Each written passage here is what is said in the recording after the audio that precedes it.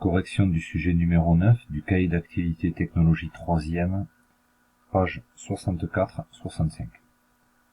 Donc le sujet proposé est un système de production d'eau chaude thermodynamique. Donc en fait, c'est un ballon d'eau chaude comme vous pouvez trouver dans les habitations. Donc au lieu que ça soit une simple résistance électrique qui serait située en bas du ballon et qui chaufferait l'eau, ici nous avons un système de pompe à chaleur, c'est-à-dire ça ressemble à une climatisation comme une maison ou un chauffage pareil pour une habitation. Donc c'est le même principe. On va se servir de la température extérieure qui va nous permettre de chauffer en partie l'eau du ballon. Donc ce qui va permettre de faire des économies. Donc au départ on verra que l'investissement au début est important, mais qu'au bout d'un certain nombre d'années, il est rentabilisé. Il faut savoir que la production d'eau chaude d'une maison, c'est à peu près 30% du budget. Donc on vous dit qu'un ballon d'eau chaude thermodynamique, donc thermo, parce qu'on se sert de la chaleur extérieure, nous avons un ballon standard relié à une pompe à chaleur. La pompe va puiser la chaleur disponible dans l'air extérieur et va ensuite chauffer le fluide à l'intérieur. Il va y avoir un fluide qui va se déplacer, qui va chauffer l'eau, et bien sûr il y aura un complément électrique si la température extérieure de l'air ne suffit pas.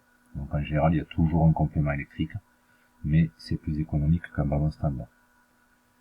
On vous dit qu'on gagne environ 75% de gain d'économiser d'électricité.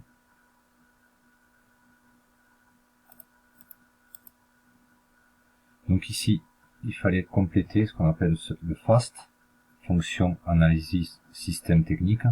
Donc c'est-à-dire il fallait associer les solutions techniques aux différentes fonctions techniques. Alors, qu'est-ce qui servait à alimenter en eau, alimenter l'électricité, récupérer la chaleur de l'air, transporter de la chaleur, réchauffer l'eau, stocker l'eau. Donc, alimenter en eau, bien sûr, c'est le robinet d'alimentation générale qui est situé ici, qui permet donc automatiquement, dès qu'il n'y a pas plus d'eau dans le ballon, de venir le re-remplir. En électricité, c'est alimenté par le tableau électrique, donc par le réseau EDF, et à l'aide de câbles électriques, on vient alimenter les différents appareils. Qu'est-ce qui récupère la chaleur de l'air à l'extérieur? C'est la pompe à chaleur. Donc on voit qu'ici on a un ventilateur qui permet de refroidir ici le compresseur qu'on va avoir à l'intérieur. En fait c'est l'inverse d'un frigo. Un frigo, lui, va refroidir, ici on va réchauffer. Donc c'est l'inverse d'un frigo. On va servir de la compression et de la détente de l'air.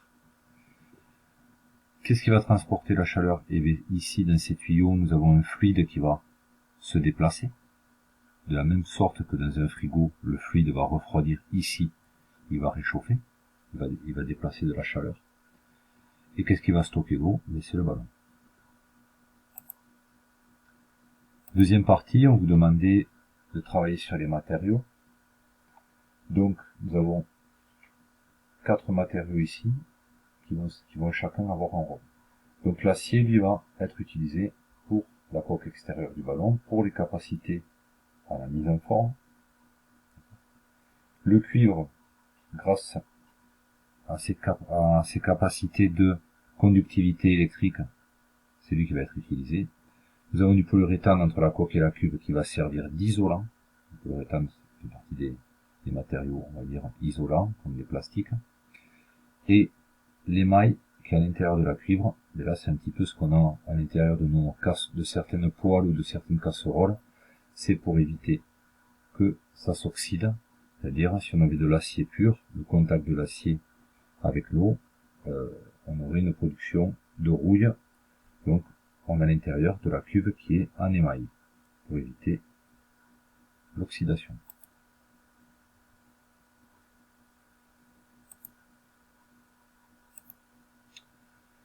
Ici nous avions un petit calcul à faire, donc une famille consomme en moyenne 150 litres d'eau chaude à 65 degrés par jour. On dépense 0,0012 kWh pour élever la température d'1 degré pour 1 litre d'eau. On suppose que l'eau froide arrive en moyenne à 10 degrés. Donc si on veut la monter à 65 degrés, on a une différence de 65 moins 10, qu'on retrouve ici dans la formule, 65 moins 10. On va avoir besoin de cette différence, puisque chaque degré consommé nous fait dépenser 0,012 kWh, qu'il faudra multiplier, bien sûr, par le nombre de litres. Donc la bonne réponse était la réponse 1. La dépense du kilowattheure pour 1 degré par litre, on multiplie par le nombre de litres et par le nombre de degrés de différence. Donc le calcul, il fallait faire 65 moins 10 fois 150 fois 0,012, on trouvait 9,9 kWh. Sachant que le prix du kilowattheure est à 16 centimes, on pourrait calculer 16 centimes fois 9,9, alors je vais afficher le corriger, 9,9 fois 16 centimes, on va arrondir ici à 10, ce qui nous ferait 1,60 € par jour. 1,60 € par jour, sachant qu'une famille de 4 personnes consomme à peu près 4 € par jour. Donc 1,60 €, vous voyez que ça représente énormément de la consommation électrique d'une famille. À partir de la simulation ici du graphique, nous avions un graphique, là nous avons la solution classique, c'est-à-dire si nous utilisons un ballon d'eau chaude standard, qu'on appelle vulgairement un cumulus, donc quand on parle souvent qu'on dit cumulus, donc c'est un ballon classique, donc qui est chauffé avec une résistance électrique comme un radiateur. Donc forcément à l'achat c'est moins cher, mais chaque année il va consommer davantage. Donc on a une droite qui monte relativement rapidement. Si on choisit une solution thermodynamique comme celle étudiée actuellement, l'investissement de départ est forcément plus cher. Vous voyez qu'on doit investir 3000 €, c'est-à-dire au départ 3 fois plus cher, mais on s'aperçoit qu'au fil des années, vu qu'on fait des économies, au bout de 6 ans, donc 3, 4, 5, 6, au bout de 6 ans, nous avons les deux droites qui sont séquentes sur ce point-là. Donc c'est à partir de là que la solution thermodynamique va devenir rentable. D'accord? Donc on voit ici l'investissement qu'il fallait mettre de 3000 € au départ. Donc 3 fois plus qu'une solution standard. Mais au bout de 6 ans, cette solution, cet investissement devient rentable. À condition, bien sûr, que la durée de vie de la solution thermodynamique soit supérieure à 6 ans et qu'il n'y ait pas eu de problème pendant 6 ans. D'accord.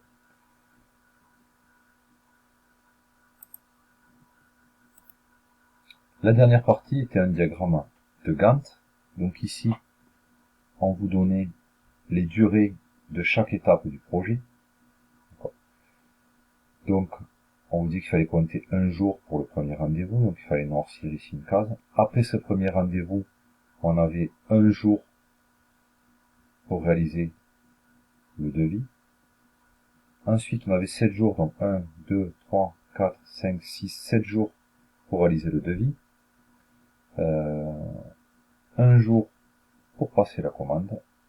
Nous avions 15 jours de délai de livraison. Pendant ce délai de livraison, il fallait programmer une réunion, donc il fallait en tenir compte, pour ensuite enclencher les travaux qui duraient un jour, et un jour pour réaliser la facture. Donc, ce qu'il fallait faire, alors, certains d'entre vous ont ici rajouté une petite case et ont décalé ces deux, ce n'est pas grave, hein, mais la réunion préparatoire, il fallait bien sûr le marquer comme ça. Alors, si vous avez noirci cette case ou une autre de ces 15 jours, donc ça veut dire que c'est juste, ça veut dire que la réunion préparatoire a lieu pendant qu'on attend la livraison du ballon. C'est-à-dire on va préparer déjà le chantier avec le client, on va faire une réunion pendant l'attente de la livraison du ballon. Donc ici, beaucoup d'élèves ont laissé cette partie blanche, donc ce n'était pas bon. Il fallait soit mettre une annotation incile en disant il y aura une journée par 10 et 15, donc à voir avec le client, ou il fallait noircir une des journées, pour dire que la réunion avait eu lieu pendant un de ces jours. On voit que on a un jour pour réaliser les travaux, un jour pour réaliser la facture qui est normalement en parallèle aux travaux. Donc on superpose ici ces deux tâches car pendant que les travaux se font, la facture est déjà prête et le client paye souvent directement sur les travaux effectués.